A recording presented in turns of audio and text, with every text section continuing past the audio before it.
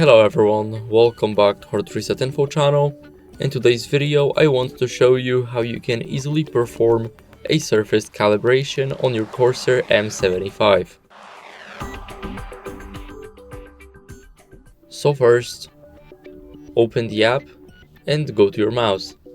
In here click surface calibration, and now you need to move the icon in a spiral.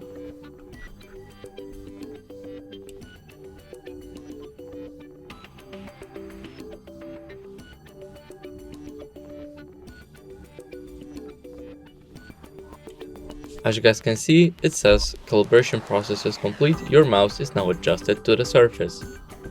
And that's it. Thank you guys for watching, make sure to leave a like, subscribe, and see you in the next video. Bye.